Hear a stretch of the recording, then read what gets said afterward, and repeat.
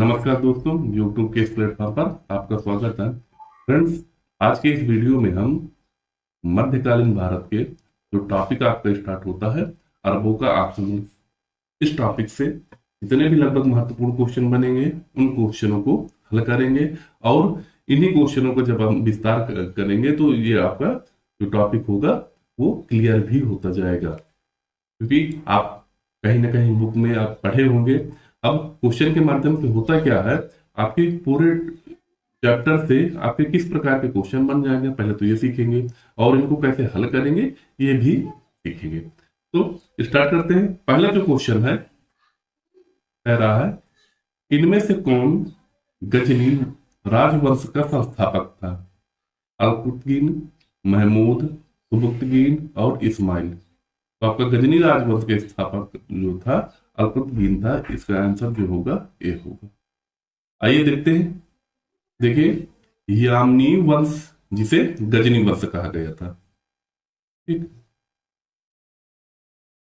का जो संस्थापक था वो था अल्पतगिन था। ठीक है, अल्पतगिन के बाद उसका दामाद सुबुक्तगिन शासक बना। पहले अल्पतगिन, ठीक, फिर आपका सुबुक्तगिन। 998 ईस्वी में सुबुक्तगिन का पुत्र महमूद गजनी का शासक बना। यानी गजनी का जो वंशावली चली, पहले अल्पतगिन थे, फिर सुबुक्तगिन, फिर महमूद गजनवी गजनी वंश का जो आपका शासक बना। सुबुक्तगिन, ध्यान रखिएगा, सुबुक्तगिन जो था प्रथम तुर्की शासक था जिसने भारत पर आक्रमण किया। याद रखिएगा, प्रथम तुर्की शासक कौन था जिसने भारत पर आक्रमण किया? वो था सुबुक्तगिन था। एवं हिंदू शाही शासक जयपाल को पराजित किया था। सुबुक्तगिन ने हिंदू शाही जो शासक था जयपाल था उसको पराजित किया था। यहां से सबसे इंपॉर्टेंट जो है, देखिए वंशावली हम पढ़े, पहले कौन थे आपके गजनी वंश में? आपका अल्पतगिन, फिर सुबुक्तगिन, फिर महमूद गजनवी तीसरे नंबर पे आते हैं, ध्यान रखिएगा। और जो था सुबुक्तगिन ही प्रथम तुर्की शासक था जिसने भारत पर आक्रमण किया। आगे देखते हैं, सुबुक्तगिन के दरबारी कवि बैहाकी था। सुबुक्तगिन का जो दरबारी कवि था वो बैहाकी था, जिसने तारीख ए सुबुक्तगिन की रचना की थी। ये रचना पूछी हुई है आपको, तो याद रखिएगा, तारीख ए सुबुक्तगिन की के रचनाकार कौन है? बैहाकी थे। बैहाकी किसके दरबार के कवि थे, दरबारी कवि थे? वो सुबुक्तगिन के थे। बैहाकी को ही लेनपुर ने पूर्व का पेप्स की उपाधि दिया था। और बैहाकी महमूद गजनवी के दरबार में भी था, ये भी याद रखिएगा, बैहाकी जो था महमूद गजनवी के दरबार में भी।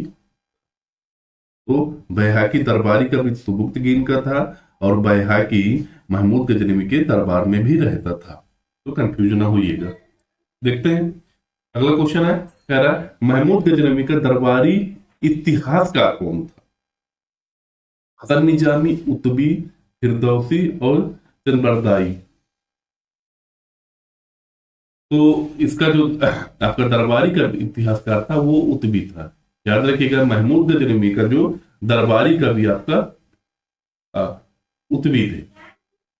देखते हैं इसमें, देखिए महमूद गजनवी के दरबार में उतबी हुआ करते थे, अलबरूनी भी होता था, फिरदौसी भी होता था, और बैहाकी और सारी जैसे कवि व विद्वान थे।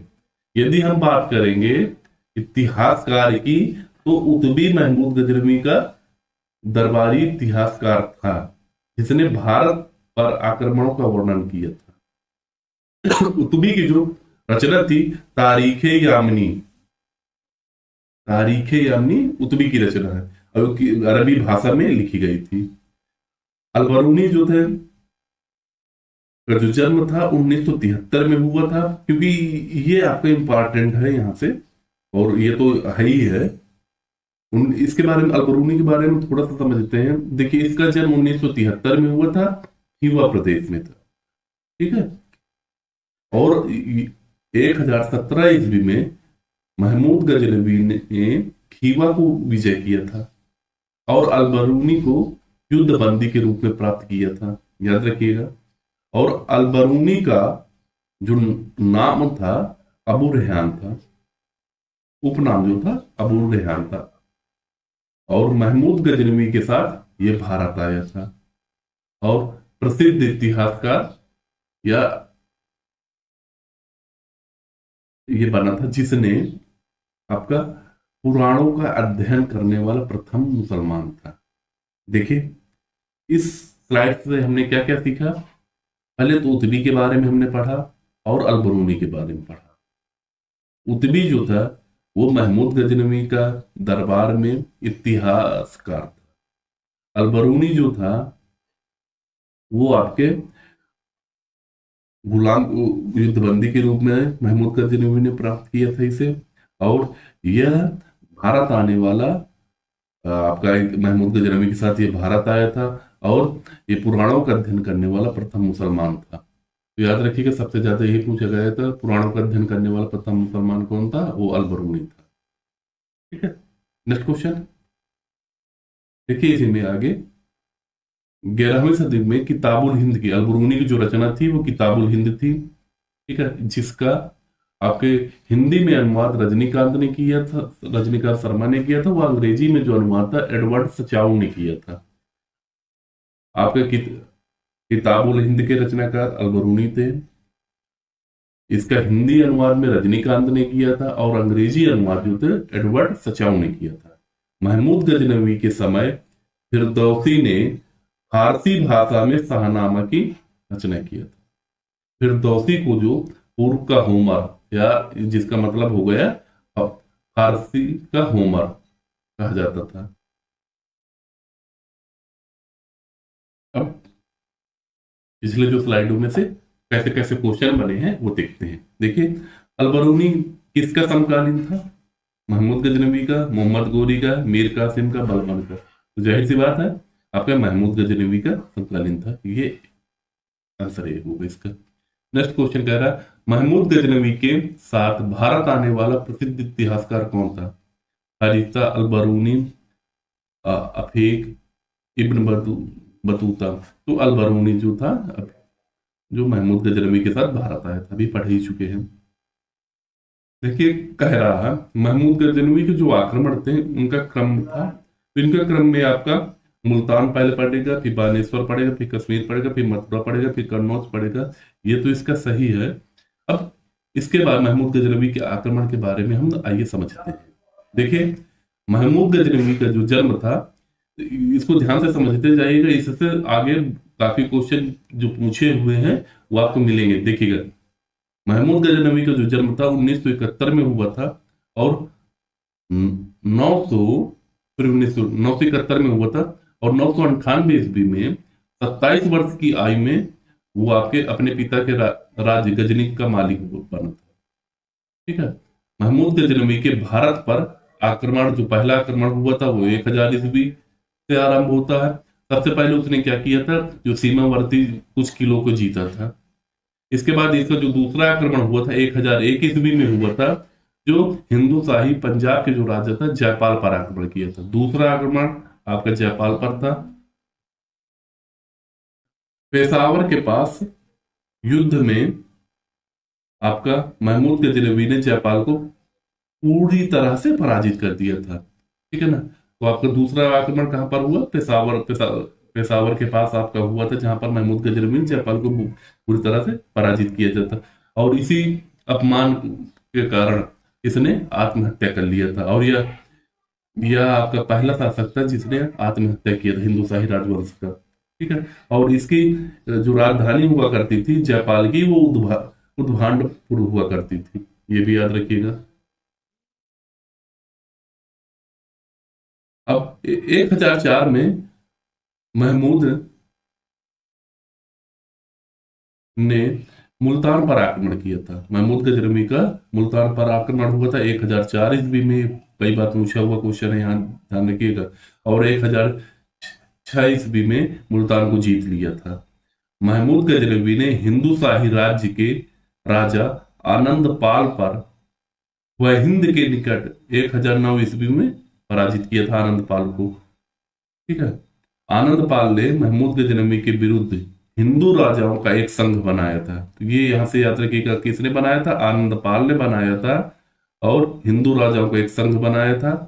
इस संघ में हरिश्ता के अनुसार अजमेर, बिली, उज्जैन, ग्वालियर, कन्नौज और कलिंजर के राजा शामिल थे। ठीक है।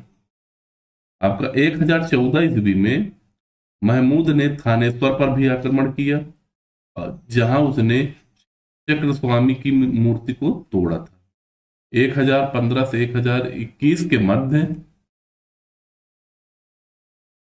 1018 ईस्वी में उसने गंगा घाटी में प्रवेश किया और मथुरा को भी लूटा।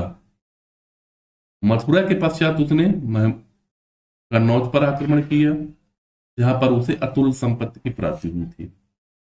कन्नौज में उस समय गुर्जर प्रतिहार वंश का जो शासक राज्यपाल था। ठीक है। गुर्जर प्रतिहार जब महमूद गजनवी ने कन्नौज पर आक्रमण किया था, तो उस समय गुर्जर प्रतिहार वंश के शासक, उसका नाम था राज्यपाल, वह शासन कर रहा था, जो आक्रमण के भय से अब गद्दी छोड़कर भाग गया था। ठीक है। इसी कायरता की वजह से बुंदेलखंड के चंदेल शासक विद्याधर ने राज्यपाल को पराजित कर उसकी हत्या कर दिया था। कारण क्या था? देखिए, जब महमूद गजनवी ने आपके कन्नौज पर आक्रमण किया, तो उस समय क्वेश्चन ने कई बार पूछा हुआ, गुर्जर प्रतिहार वंश का शासन चल रहा था और उसका शासक कौन था? राज्यपाल था। नाम ही है उसका राज्यपाल। ठीक है ना। तो कंफ्यूजन हो ये कि कोई पूछ रहा है, तो राज्यपाल नाम व्यक्ति शासक कर रहा था। वो भय के कारण कन्नौज छोड़कर भाग गया और इसी कायरते की वजह से जो बुंदेलखंड के चंदेल वंश के शासक विद्याधर थे, वो राज्यपाल को पराजित किया और उसकी हत्या कर दी है। महमूद ने विद्याधर को दंड देने का फैसला कर लिया है इसी वजह से, और 1019 ईस्वी में पुनः भारत आया। ठीक है। और 1025 ईस्वी में महमूद गजनवी ने आपका सोमनाथ मंदिर पर आक्रमण किया। आक्रमण के समय, जब सोमनाथ मंदिर पर आक्रमण हुआ था, उस समय गुजरात के चालुक्य वंश या सोलंकी वंश का राजा भीम प्रथम था। याद रखिएगा, ये क्वेश्चन कई बार पूछा हुआ है कि महमूद गजनवी जब आपके सोमनाथ पर आक्रमण किया, तो उस समय वहां का किस वंश का शासन चल रहा था? तो चालुक्य वंश के सोलंकी वंश का शासन हो रहा था और भीम प्रथम उस समय वहां का राजा था। भीम देव ने बिना युद्ध किए ही युद्ध भूमि से भाग गए। युद्ध में महमूद ने अकूत संपत्ति लूटी और सिंध के रास्ते वापस चला गया। महमूद गजनवी का भारत पर जो अंतिम आक्रमण था, वो 1027 ईस्वी में जाटों के विरुद्ध था। ये भी कई बार पूछा हुआ है कि महमूद गजनवी का भारत पर अंतिम आक्रमण कब हुआ था? वो 1027 ईस्वी में हुआ था। देखिए, महमूद जो गजनवी था, मुस्लिम इतिहास में पहला सुल्तान कहलाने वाला व्यक्ति था। ठीक है। तो सुल्तान की उपाधि, इसने सुल्तान की उपाधि धारण किया था। और क्योंकि क्वेश्चन पूछा हुआ, तो याद रखिए कि वो कौन सा शासक था, जो मुस्लिम शासक जो सबसे पहले सुल्तान की उपाधि धारण की, तो वो महमूद गजनवी था। पंजाब के हिंदू शाही शासक जयपाल ने सुबुक्तगीन के विरुद्ध अनेक हिंदू भारतीय राजाओं का एक संघ बनाया था। इसको भी याद रखिएगा, किसने बनाया था? जयपाल ने। तो आइए, अब हम ये जो पढ़े हैं, इनसे कई क्वेश्चन बनते हैं। ये पूछे हुए क्वेश्चन है, तो देखते हैं इनमें कौन कौन से क्वेश्चन बने हैं। देखिए, पहला क्वेश्चन क्या बना था? महमूद गजनवी के युद्ध में अपमानजनक पराजय के पश्चात आत्महत्या करने वाला पहला हिंदू शासक कौन था? आनंदपाल, दाहिर, जयपाल आपका और जयसिंह। तो जाहिर सी बात है, आपको हमने पहले बताया था कि जयपाल जो था बार बार पराजय, यहां देखिए जयपाल बार बार पराजय उसकी हुई है और उसने क्या किया? आत्महत्या, जलती चिता में कूदकर अपनी आत्महत्या कर लिया था। तो इसका आंसर जो सही होगा वो आपका जयपाल, आंसर सी। महमूद गजनवी के आक्रमण के समय हिंदू शाही राज्य की राजधानी क्या थी? बताया था आपका उद्भांड जो थी वो आपकी राजधानी थी। इसका आंसर सी।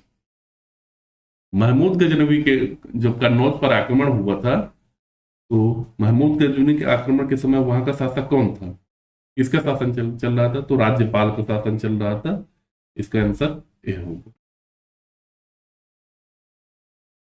अधोलिखित विदेशी आक्रमणकारियों में से किसने सोमनाथ मंदिर पर आक्रमण किया था? सोमनाथ मंदिर पर आक्रमण 1025 ईस्वी में हुआ था गुजरात में। उस समय चोला आपके चालुक्य जो सोलंकी वंश का शासक था भीम प्रथम, ठीक है, उसके शासनकाल पर आक्रमण हुआ था और इसने बिना युद्ध किए ही वहां से भाग गया था, जिसके कारण आपका महमूद गजनवी ने बहुत ज्यादा संपत्ति वहां से प्राप्त की थी। तो इसका आंसर जो सही होगा वो सी होगा। महमूद गजनवी ने आपके सोमनाथ मंदिर पर आक्रमण किया था। और किस वर्ष आपका महमूद गजनवी का अंतिम आक्रमण माना गया है? तो 1027 ईस्वी में आपका महमूद गजनवी का भारत पर अंतिम आक्रमण था। गजनवी आक्रमण के समय आधुनिक हरियाणा के क्षेत्र में किस वर्ष का राज्य था? ठीक है, तो तोमर राजपूत, परमार राजपूत, चौहान राजपूत और कछवाहा राजपूत उस समय आपके तोमर राजपूतों का शासन होता था। याद रखिएगा, आपके दिल्ली और हरियाणा के आसपास आपके तोमर राजपूत ही थे और तोमरों ने ही दिल्ली को बसाया था। याद रखिएगा, ये क्वेश्चन कई बार पूछा हुआ है, दिल्ली को किसने बसाया था? तो तोमर ने बसाया था। तोमर राजपूतों ने दिल्ली से हरियाणा पर उस समय शासन किया जब महमूद गजनवी ने उत्तर पश्चिम से भारत पर आक्रमण करना। महमूद गजनवी ने अपनी बहुजातीय सेना हिंदुओं को नियुक्त किया था। सेना में जो आपका पहले तो यहां से क्वेश्चन बनेगा कि वह कौन सा शासक था जिसने बहुजातीय सेनाएं का गठन किया था और उसमें सबसे ज्यादा हिंदुओं की नियुक्ति किया था? वो था महमूद गजनवी। इसे याद रखिएगा। गजनवी जो था वो सैन्य संगठनों और अरब, भारतीयों और ताजिक सैन्य संगठनों में अरबी जो थे, भारतीय थे और ताजिक जातियों के लोगों को सम्मिलित किया था। गजनवी ही चांदी के सिक्कों पर एक और कलमा का संस्कृत अनुवाद अव्यक्तम महमूद अवतार अंकित करवाया था। ठीक है, तो ये भी आपका पूछा हुआ है। चलिए आइए देखते हैं आगे क्वेश्चन क्या बनेगा।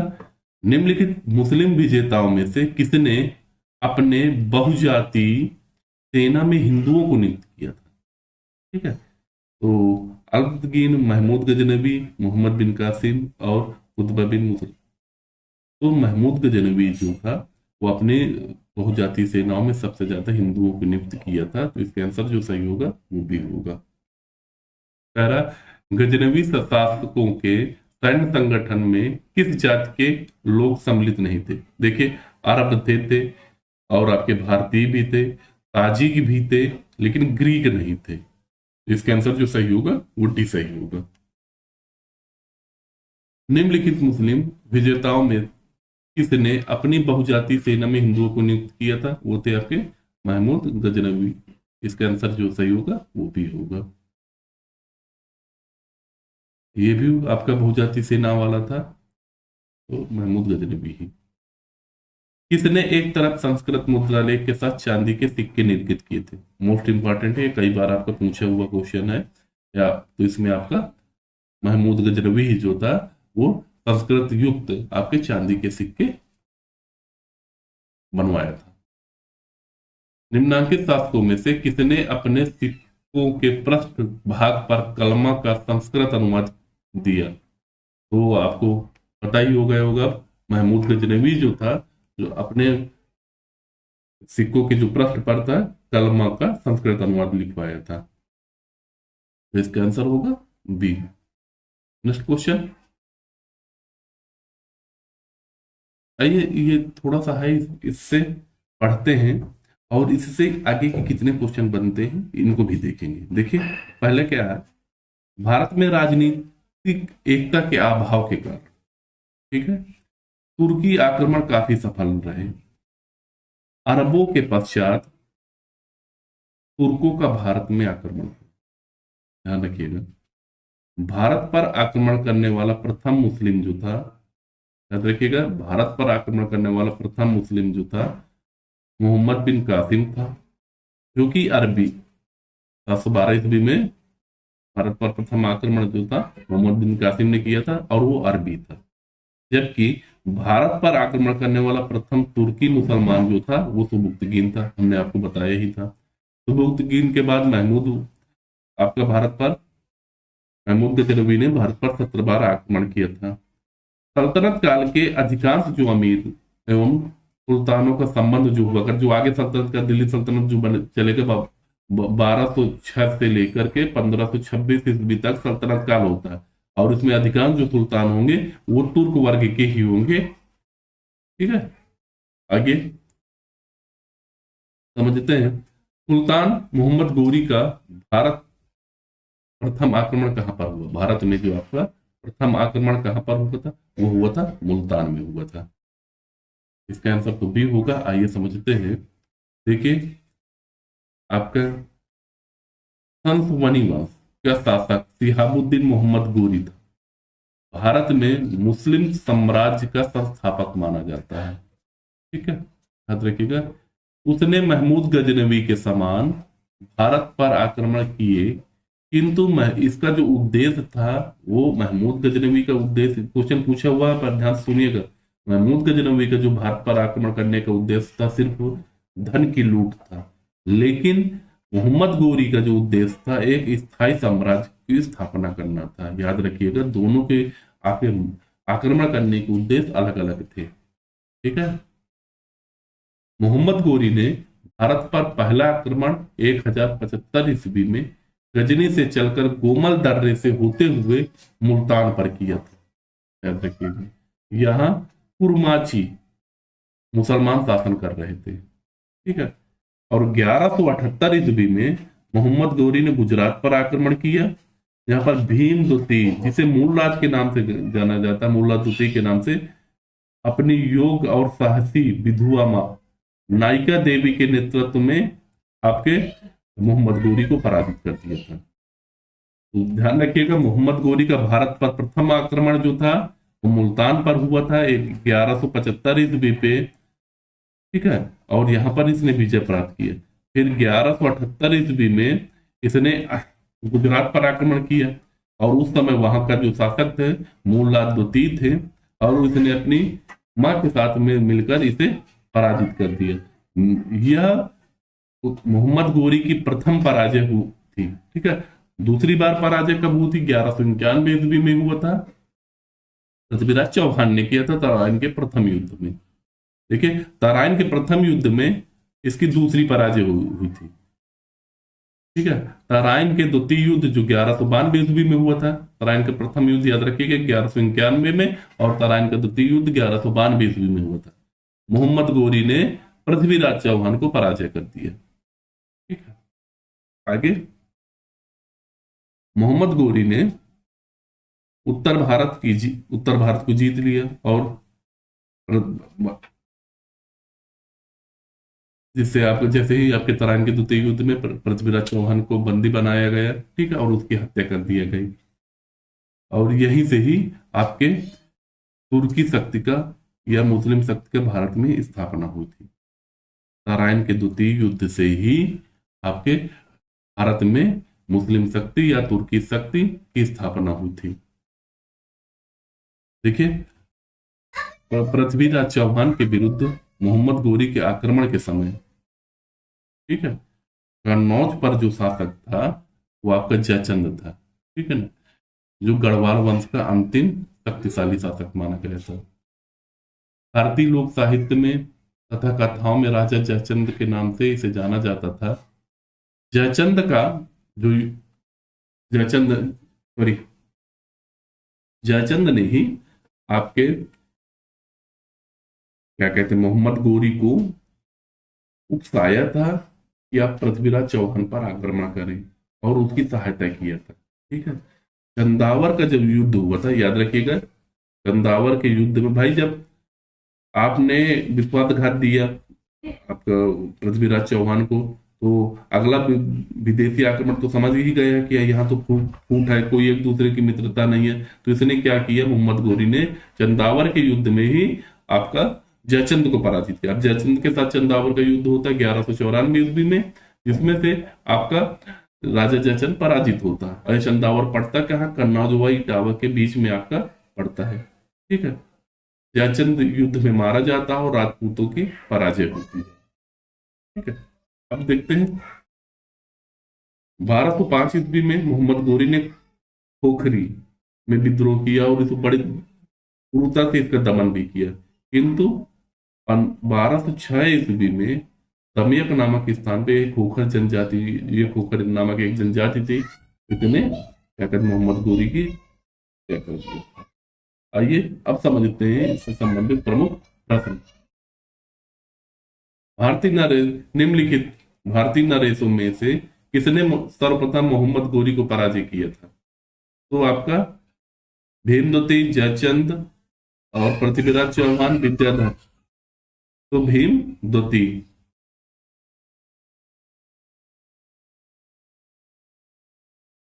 निम्नलिखित में से मध्य एशिया के किस शासक ने 1192 में उत्तर भारत को जीता था? जलालुद्दीन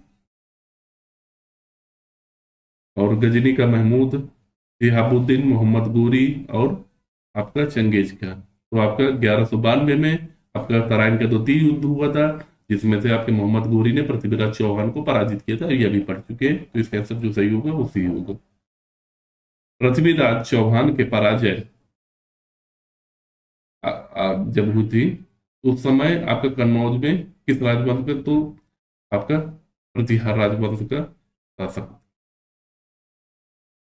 मोहम्मद गोरी ने जयचंद को किस युद्ध में हराया था? तो चंदावर का युद्ध था। 1194 ईस्वी में मोहम्मद गोरी ने आपका जयचंद को पराजित किया था। 1191 में आपका तराइन का प्रथम युद्ध हुआ था। 92 में तराइन का द्वितीय युद्ध हुआ था।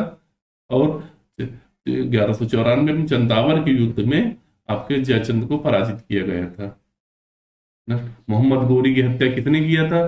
तो 1205 ईस्वी में खोखर नामक जनजाति को विद्रोह किया था। इसको काफी काफी क्रूरता पूर्वक इसका दमन किया था। तो उन्हीं में जब वापसी जा रहा था ये आपका काबुल की तरफ, तो वही रास्ते पर ही खोखर नामक जो जनजाति के कुछ लोग थे उसने इसकी हत्या किया था। नेक्स्ट, किस मुस्लिम शासक ने के सिक्कों पर हिंदू देवी लक्ष्मी का अंकन मिलता है? बहुत बार पूछा हुआ क्वेश्चन है, बहुत ज्यादा इंपॉर्टेंट है। इसे 5 स्टार की रेटिंग दे सकते हैं इस क्वेश्चन को। तो ये आपके था मोहम्मद गोरी ने हिंदू देवी लक्ष्मी के आपका अंकन अपने सिक्कों पर करवाया था। इसका आंसर बी होगा। फ्रेंड्स, ये रहे आपके कुछ महत्वपूर्ण प्रश्न जो आपका टॉपिक अरबों के आक्रमण से संबंधित था, जिसमें से हमने आपको बताया कि आपका प्रथम तुर्क जिसने भारत पर आक्रमण किया, ठीक है, महमूद गजनवी के जो प्रमुख आक्रमण थे उनके बारे में बताया, मोहम्मद गोरी का जो प्रमुख आक्रमण थे उसके बारे में बताया था। अब जो अगला वीडियो जो होगा वो आपका दिल्ली सल्तनत से संबंधित शुरू होगा। इनमें से आपके कुतुबुद्दीन ऐबक, इल्तुतमिश, इनके जो प्रमुख युद्ध थे और इनके जो आपका स्थापत्य कला था, साहित्यिक था, इनके दरबार में कौन कौन थे, इनके बारे में हम क्वेश्चन के ही माध्यम से पढ़ेंगे। क्योंकि बुकों में आपने तो काफी पढ़ लिया है, अब बात नए तरीके से पढ़ते हैं कि क्वेश्चन को हल करेंगे, उनके डिस्क्रिप्टिव पढ़ेंगे। तो मिलते हैं अगले वीडियो में, तब तक के लिए नमस्कार, धन्यवाद।